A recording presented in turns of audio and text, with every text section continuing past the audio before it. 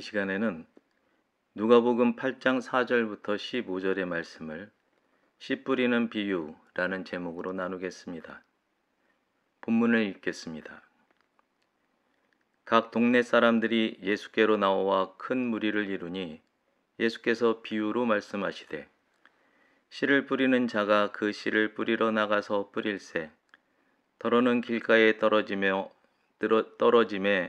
밟히며 공중의 새들이 먹어버렸고 더러는 바위에 떨어짐에 싹이 났다가 습기가 없으므로 말랐고 더러는 가시떨기 속에 떨어짐에 가시가 함께 자라서 기운을 막았고 더러는 좋은 땅에 떨어짐에 나서 100배의 결실을 하였느니라. 이 말씀을 하시고 외치시되 들을 귀 있는 자들은 들을지어다. 제자들이 이 비유의 뜻을 물으니 이르시되 하나님 나라의 비밀을 아는 것이 너희에게는 허락되었으나 다른 사람에게는 비유로 하나니 이는 그들로 보아도 보지 못하고 들어도 깨닫지 못하게 하려 함이라. 이 비유는 이러하니라.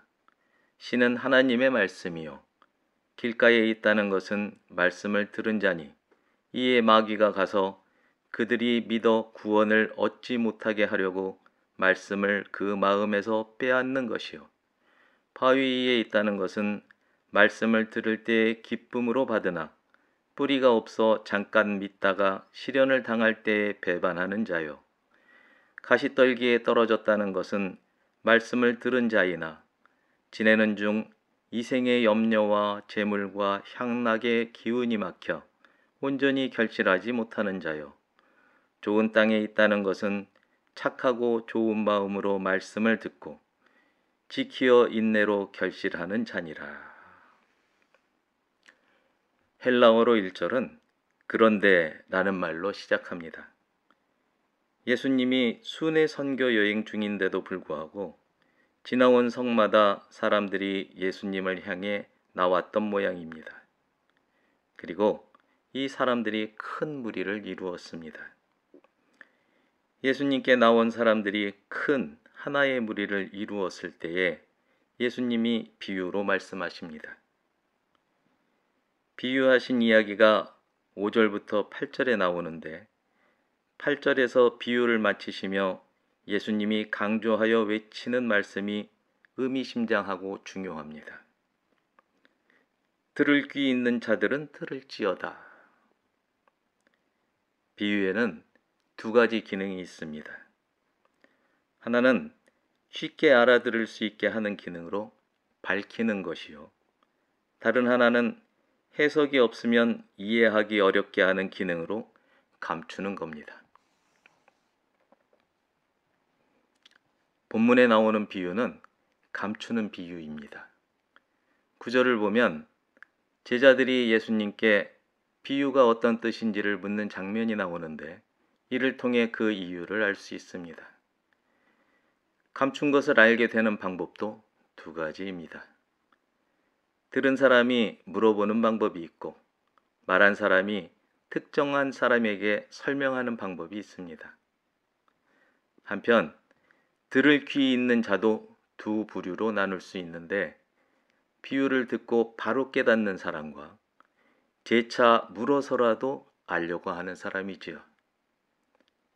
10절 앞부분은 듣는 사람을 너희와 그들로 구분합니다. 너희는 제자들이며 그들은 각 성으로부터 나와 큰 무리를 이룬 사람들입니다. 그리고 10절 뒷부분에는 예수님이 감추는 기능으로서 비유를 말씀한 이유가 나옵니다. 예수님 말씀은 이사야서 6장 9절부터 13절 말씀 중에서 9절의 일부를 인용한 것인데 세번역 성경으로 읽겠습니다. 그러자 주님께서 말씀하셨다. 너는 가서 이 백성에게 너희가 듣기는 늘 들어라. 그러나 깨닫지는 못한다.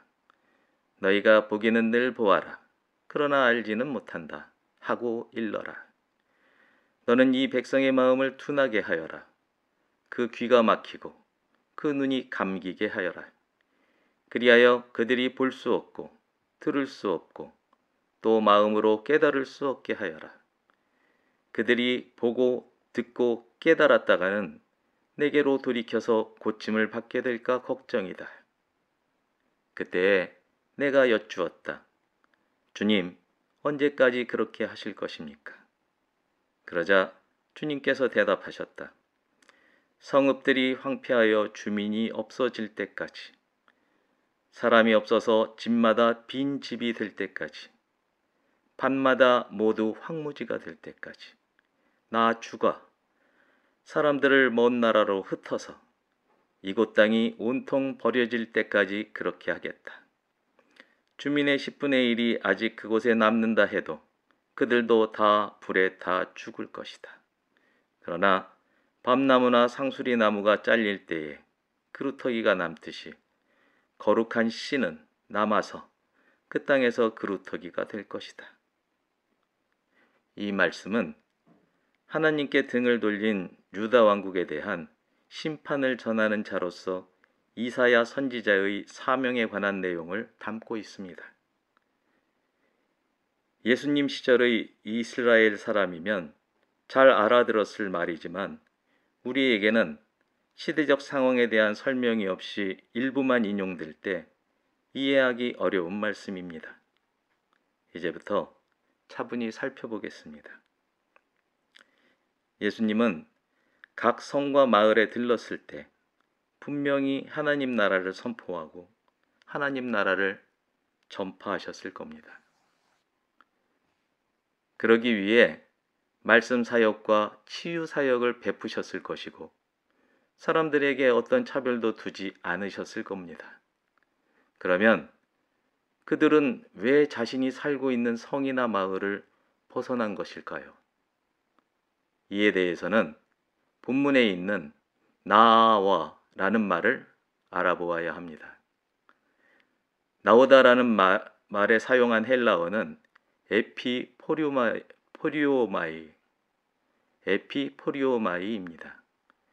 이 말에는 나오다라는 뜻 외에도 적대적으로 침략을 하다, 침략하다, 진격하다라는 뜻이 있습니다. 이 뜻을 적용하면 그들이 각자의 목적을 가지고 예수님께 가까이 접근했다는 말입니다. 다시 말해서 하나님 뜻으로 나온 것이 아니라는 말이지요. 그들에게는 하나님의 나라가 허락되지 않습니다. 지난 시간에 언급한 마태복음 11장 12절 말씀은 참으로 어렵습니다. 세례 요한의 때부터 지금까지 천국은 침노를 당하나니 침노하는 자는 빼앗느니라. 예수님이 이 땅에 섬기는 왕으로 오셨다는 진리의 관점에서 보면 이 말씀은 자기의 신분을 온전히 버린 예수님이 말씀이 육신이 되어 이 땅에 오셨으니 예수님께로 온 힘을 다해 돌진해 들어가는 자는 예수님께 속한 자가 됩니다. 이런 의미입니다. 침노하는 자는 빼앗는다라는 말을 액면 그대로 받아들이는 자들은 섬김을 받으려는 자들입니다. 이런 자들에게는 들을 귀가 없습니다.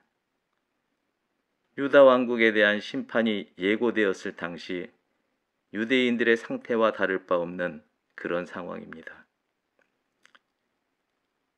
예수님께 속한 자는 섬기는 자라는 것을 잊지 않는 여러분과 제가 되기를 주님의 이름으로 축복합니다.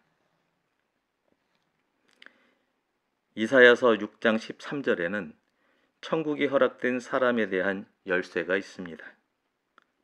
사람은 다 죽고 거룩한 씨 하나가 그루터기가 된다고 기록합니다. 이 무슨 말씀입니까? 이스라엘이라는 공동체가 천국 시민이 되는 조건이 아니라 예수님, 곧 하나님의 말씀으로 거듭난 사람이어야 그 자격이 있다는 것이 아니고 무엇이겠습니까?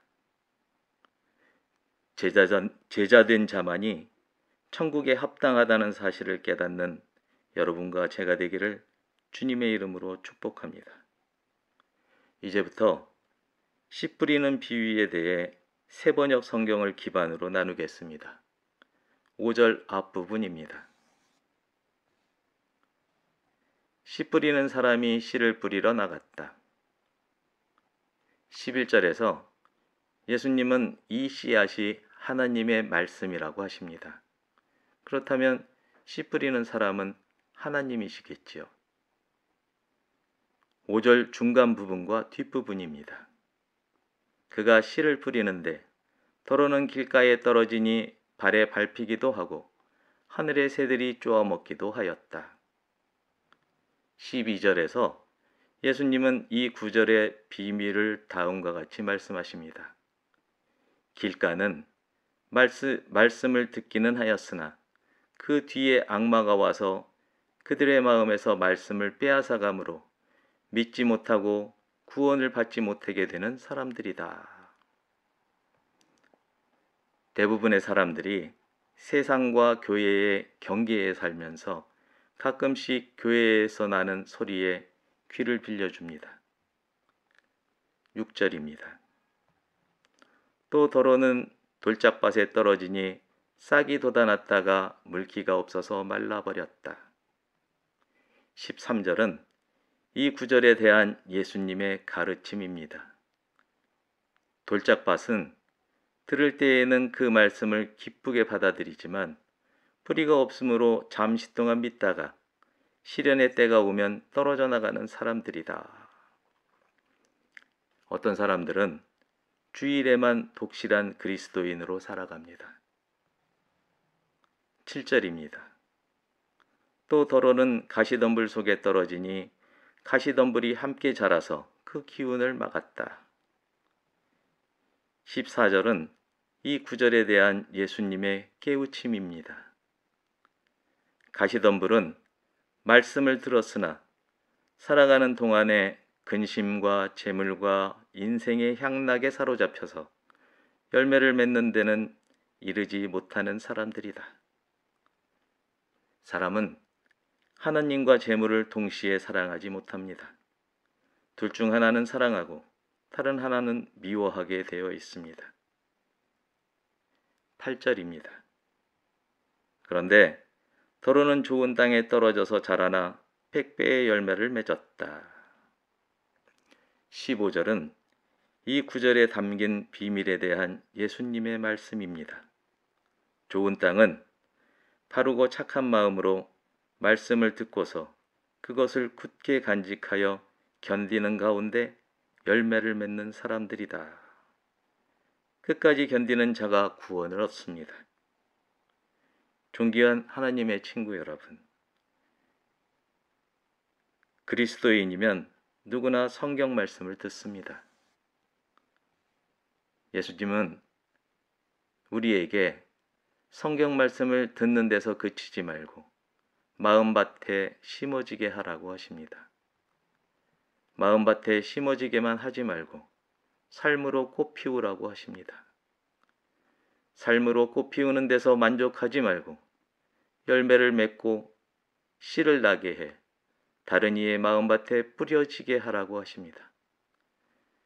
열매를 맺는 것이 이 땅에서 생을 마치는 것이라 하더라도 끝까지 견디라고 하십니다. 예수님의 말씀을 따라 구원을 얻는 여러분과 제가 되기를 주님의 이름으로 축복합니다. 기도하겠습니다.